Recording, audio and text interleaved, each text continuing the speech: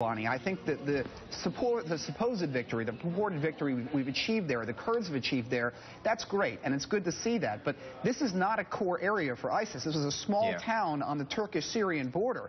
When you see progress against ISIS, you'll know it because Mosul will fall. Key areas of Sunni Arab Iraq will fall. Raqqa, the center of ISIS power, will fall. Until these cities, and cities, not towns, cities, until these cities are grappled back from ISIS control, nobody should say there's been progress against ISIS, because it's just not true. Andrea, what strikes me as sort of stunning in all of this is here we are discussing this on television, but the legislative body that is tasked with discussing it and making decisions about it, Congress, has yet to take up the issue of ISIS or have a vote on it or our campaign against it. I mean, do you think there is any sort of movement in Washington towards that?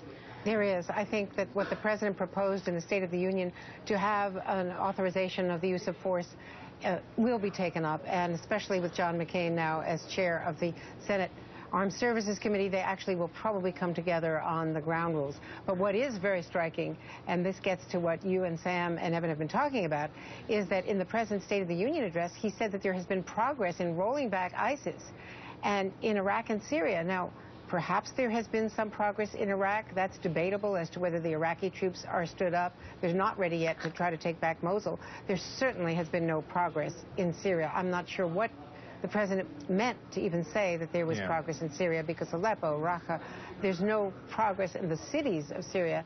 ISIS still controls that territory. And as Evan was just saying, this is a town, Kobani, which is not even completely declared verifiably to be out of ISIS control, and it is on the Turkish-Syrian border. You know, you can walk across. It's not, if it were safe enough to walk across, this is not part of ISIS territory.